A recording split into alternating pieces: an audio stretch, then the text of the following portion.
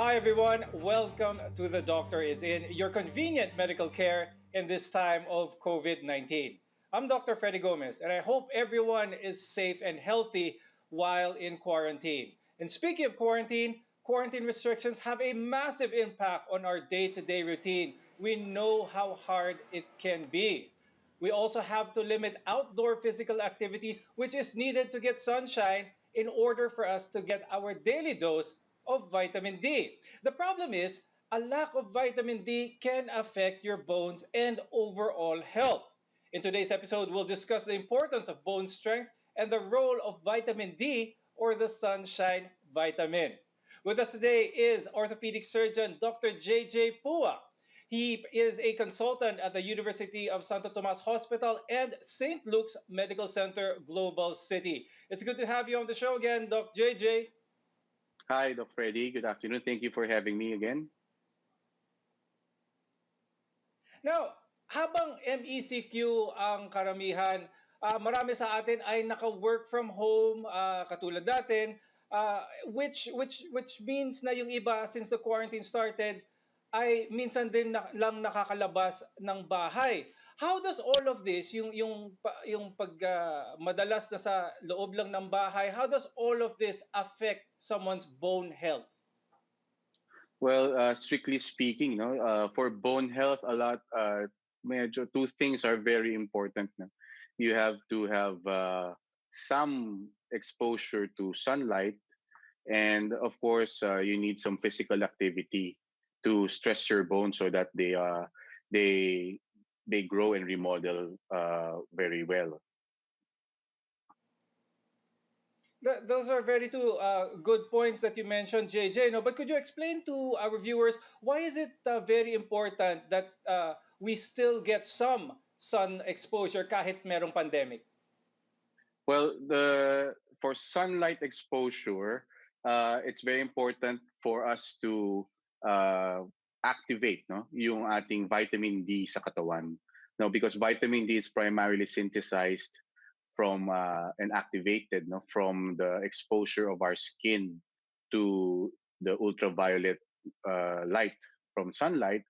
So from there, we are able to activate the vitamin D, and then this will be very important because vitamin D in the body is needed for proper absorption of calcium in the intestines. Okay, so napaka-importante. Ang pinaka-rason kung bakit natin kailangan ng sunshine is para dun sa vitamin D na yung version ng vitamin D na kailangan ng katawan. But could you tell us, JJ, ano bang mangyayari kung wala tayong enough vitamin D sa ating katawan? Well, since vitamin D is needed for calcium to be absorbed properly by the intestines, then bababa yung ating calcium levels, no? Because wala na tayong makukuhang calcium from external sources like from food. And if this happens, then we will have bone problems among other things because calcium is very important, number one, for bone health, for muscles, and for nerves to function. And primarily kasi in the bones, that's around, that is the primary storage area for calcium in the body.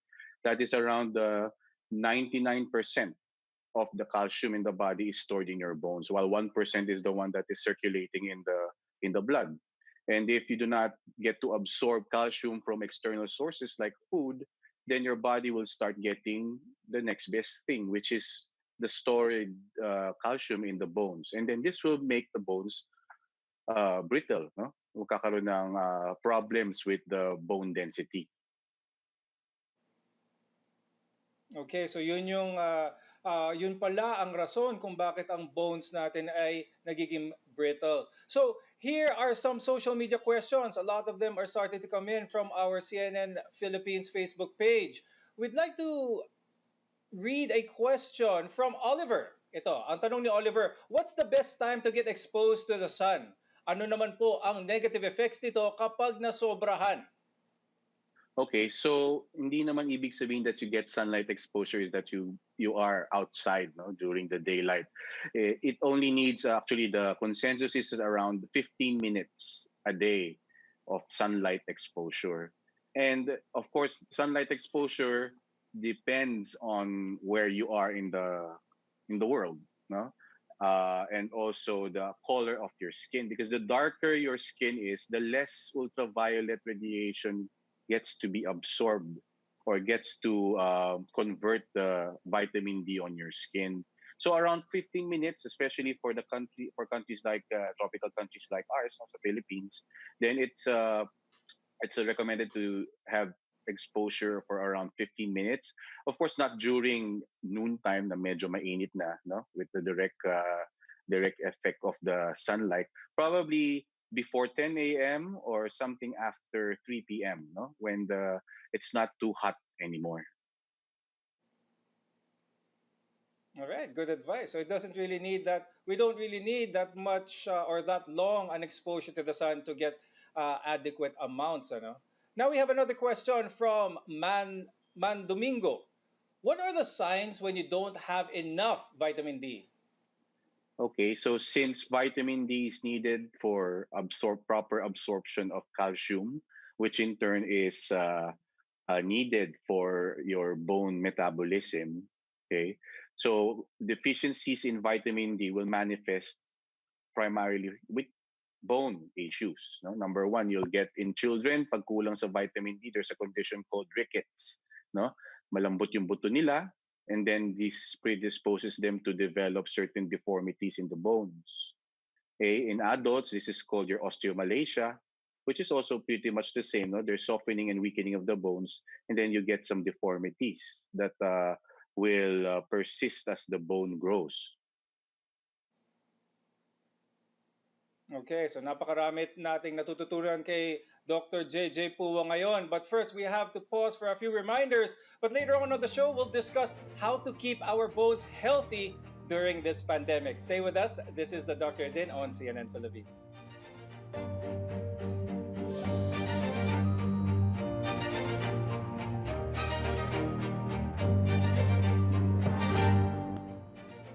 We're glad to have you with us on The Doctor is In. I'm Dr. Freddy Gomez. This pandemic has put our healthcare system under enormous pressure. Almost all hospitals here in Metro Manila are at maximum capacity. So let's not add to this pressure and ease the burden on our frontliners and take care of ourselves. This includes making sure that our bodies are in top condition. Kasama natin ngayon si Dr. JJ Pua, who practices orthopedic surgery at the UST Hospital and St. Luke's Global City. Now, genes and age play a role in our bone strength, but there are ways we can protect our bones. Dr. JJ, what are some steps that you could give our viewers that they can take to keep their bones healthy, especially during this pandemic? Okay, so three things, no? Proper nutrition, sunlight exposure, and physical activities. Number one, nutrition. So because vitamin D and calcium are both needed in bone metabolism, you need proper nutrition. No? Pagka may problem with those food sources, then we expect some problems with bone development as well. So there are food, no, that's rich in calcium. No, we have a lot of from dairy products, from milk, okay, and from green vegetables. While your vitamin D is not really found so much in food sources. Medyo you can source them or get them from fish na fatty fish, no, such as your salmon, mackerel, sardines, liver, beef liver, okay, and then some fortified products like those milk, that are fortified with vitamin D. And then we previously discussed kanina about sunlight exposure for at least 15 minutes, to activate vitamin D in your skin. The next important step will be physical activity. Now, the bone is not just a stationary structure, that doesn't change. Kahit matigas yan, it's a living tissue. Okay? Primary purpose ng mga buto natin is to provide support. No? It's a skeletal support it's a frame for the body. It houses our vital organs. It produces cells, red blood cells, white blood cells, and it's also a storage space for calcium. Now, for physical activity, the more that we give stress to the bone, meaning with physical activity, no, when we move about, when we give weight-bearing activities to the bone, then the bone responds to this. No, it remodels better. Kasi the bone is in a constant state of remodeling, meaning uh, it is replaced or replenished. No, yung buto natin when we are born, it's not the same bone that we have when we are around 10 or 11 years because it takes around 10 to 11 years for the entire skeleton to become brand new. And it's a process of turning over from uh, bone absorption to formation. And with proper physical activity, proper stress given to the bone through activities and exercise, then you stimulate this remodeling potential of the bone, of course, coupled with your proper nutrition. Okay, those are very important tips. Now, I'd like to shift naman yung usapan natin to osteoporosis. Binanggit mo yun a little bit, JJ, ano? So, we want to have healthy bones in order to prevent this. And part of the doctor is saying we like to debunk some myths when it comes to certain things. And for today, it is going to be about osteoporosis. So, ang madalas natin marinig na ang sakit na ito, ang osteoporosis, ay isang sakit na karaniwan sa mga nakatatanda o yung mga elderly. And the common understanding of a lot of people is that osteoporosis is a normal part of growing old. But JJ, is osteoporosis really a normal part or a normal result of aging? Well, yes, no. There are a lot of risk factors for osteoporosis. So, number one, what is osteoporosis? I have a lot of patients who's medyo they mix up osteoporosis and osteoarthritis kasi. No? Osteoporosis is a problem with the bone density itself. No? It's the structure of the bone, numinipis siya. No? Lumalaki yung mga pores or yan in your illustration here, no? The pores or the porosity of the bone, no? Mas lumalaki yung mga spaces in between those pores. And then because of this, it makes the bone very brittle and very susceptible to what we call fractures or fragility fractures. And the risk factors for this will be number one because is of course age. No? Because as we grow older, our body will not be very efficient in its absorption of the nutrients, no, namely your vitamin D and calcium for needed for bone metabolism. And then certain other risk factors included are, of course, being female, no? Because number one, this is a uh, very commonly seen, no? Mga more than 5 times more commonly seen in women compared to men. That's because as women grow older and they become menopause, then the production of estrogen in the body is lost in women. And that is the reason why they suffer a rapid decrease of their bone mass. Now, because yung estrogen in females, now this is found to be very protective in terms of its bone building abilities. Although men still have osteoporosis, but this is found later on in life. Kasi usually somewhere between at 50 years old, mas common pa rin sa women nakikita yung osteoporosis. Now, but at around 65 and above, no, the rates between both men and women who develop osteoporosis are pretty much equal already. Female viewers, as Dr. JJ said, make sure that you have some good bone bank stores of calcium and vitamin D. Now let's answer some social media questions. If you could join me, JJ, marami ng mga Okay. questions tayo dito. We have one from Id Arzaga. Ang tanong ni Id, is there a way to test my bone strength? Well, if you're talking about bone density, no, then a test that can be used is what we call your BMD, no, or bone mineral density test, no. Most commonly used is what we call your DEXA or your dual energy X-ray absorptiometry. This is what is one of the gold standard in measuring bone density. And then what they do is that there are assigned points here, and then they compare it to the normal peak bone mass of a healthy young adult population. And if depends on what your point is in that area, na kung anong result ng iyong bone mineral density scan, then you will be able to identify if you're still normal, no?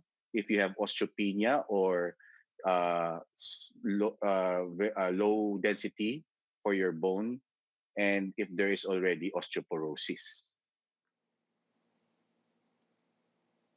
Okay. Maraming salamat, Dr. JJ Pua, for joining us today and sharing your expertise when it comes to vitamin D and the health of our bones. Always a pleasure to have you on the show.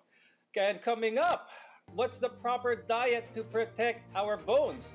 Details of that after a short break. Stay with us here on CNN Philippines. As we move to the next stage of easing restrictions, the reality is the COVID-19 pandemic is far from over. The coronavirus remains a serious public health risk. Good personal hygiene is our first line of defense. Wash your hands often with soap and water and for at least 20 seconds. Scrub all surfaces of the hands. If hand washing is not immediately available, use alcohol-based hand sanitizers. Wear a mask. The coronavirus is transmitted through direct contact with respiratory droplets of an infected person generated through sneezing or coughing. Cover your mouth and nose with a tissue or handkerchief when sneezing or coughing. Avoid touching your face. Maintain social distancing. Keep a safe distance of at least a meter from others whenever possible. Avoid crowds. Stay at home if you have any cold or flu-like symptoms and seek medical advice. We're in this together.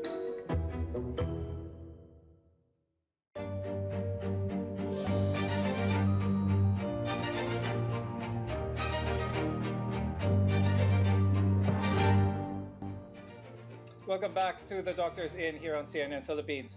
One of the best strategies in keeping our bones healthy is maintaining a balanced diet. Alam natin lahat yon. But it's also important to note what foods and minerals we need to do so. We're joined today by Ms. Fia Batua. She is an elite fitness trainer and a registered nutritionist and dietitian. Welcome to the show, Ms. Fia. Hi. Thank you for having me again, Doc. Now, calcium is the building block of bone tissue and we must get enough of it to protect our bone health. Pero, Miss Fia, what are other things that we should incorporate into our diet to help keep our bones strong? Yeah. Oh, yes. Tama. Nabanggit mo nga na a healthy, balanced diet can actually help you build a strong bones. But we have to also focus on food sources that is actually rich in calcium and vitamin D. We have our green leafy vegetables, our nuts, our soybeans, our tofu, and also our dairy products and fortified flours that is actually used para po sa ating mga tinapay. And also for vitamin D, we also get enough vitamin D from sun exposure, healthy sun exposure from 7 a.m. to 9 a.m. This is actually 80%. The 20% is from the dietary sources like oily fish. We also have fortified food products and also eggs. So a very healthy, balanced diet is actually very important in building strong bones at the very early stage pa nga lang ng ating, actually pagkapanganak pa lang it's very important. And then you maintain it and throughout your life, it's actually very important po talaga. Ngayon kanina, napag-usapan natin kung gaano kahalaga ang sun exposure in getting enough vitamin D kahit na may pandemic. Pero may Mhm. alternative sources rin ba ito kung hindi nakakakuha ng enough sun exposure? Meron ba tayong ibang sources ng vitamin D that is well enough to require the right amount or the right dosage? Mhm. Yeah. Actually, di ba nabanggit ko nga kanina, 80% comes from our sun exposure, yun nga, nabanggit niyo din, Doc. And then the 20% comes from the dietary needs or dietary requirements. You get it from oily fish po. Like ang ating tuna, we have also mackerel, tambakol, we also have our salmon, tanige, and you also get vitamin D from sardines or yung mga anchovies natin. These are very good sources of vitamin D and also our eggs. Also, not just protein but also vitamin D, and we also get our vitamin D from fortified products po. How about vitamin supplements, Miss Fia? Are vitamin supplements marami sa mga market ngayon? Are these enough to Mhm. fulfill the adequate dosage of vitamin D that a person needs, or mas importante pa rin talaga na nakukuha sa diet? Well, actually, from the word itself, it's just a supplement. So if you think na hindi mo na-reach yung a very healthy, balanced diet, tapos hindi ka masyado nakaka-intake nitong mga very rich sources of vitamin D natin, yes, a supplement can be beneficial. But we also have to understand na meron din tayong tinatawag na overdosage. So, ang ating vitamin D, it's very popular right now, especially during the pandemic. But it's a supplement. It's just there to supplement us. But if you think that you're getting enough naman this good sources of food, there's no really need for supplementation unless prescribed by your medical practitioners or doctors. That's right. So vitamin D in your diet still is the best, and some 15 minutes sun exposure as well. Supplements are maybe beneficial if you are female and at an earlier age, for Mhm. that matter. Ano? So now let's answer some social media questions. We have one from Berry Laksamana. Ang tanong ni Berry, can collagen supplements help increase bone strength? What do you think, Ms. Fia? Well, yes, actually, there are very strong studies that can actually um, say na collagen can help with the bone strength. But kasi when we age kasi 'di ba it deteriorates, mas nababawasan. Kaya very popular din especially in female ang collagen. And then it can actually help you reduce your risk for bone problems like osteoporosis or at risk for bone fracture. And well, but actually, we also have to understand yung in need for collagen, possible din kasi na overdosage din tayo. So kapag sobra-sobra naman yung ating collagen intake, it can cause yung pagtitikening or pagkapal ng ating mga balat. So hindi din sobra-sobra yung pag-intake natin. So yun lang naman yung aking masasabi pagdating sa collagen. And as a reminder to our viewers, if you decide to take any supplements for that matter, it Mhm. wouldn't help or it wouldn't hurt to ask your physician, your doctor, or your dietitian for advice Yes. if this supplement that you decide on taking is right for you. Okay, so we have another question. This one naman is from Arvin J. Ang tanong ni Arvin J, may limit din po ba sa pag-inom ng gatas? Here in the Philippines, wala naman tayong parang um, precaution na talagang sobra-sobrang milk. But there's this study made in Sweden na talagang pinakita doon na excessive intake of milk can actually put you at risk for bone fracture, especially for women.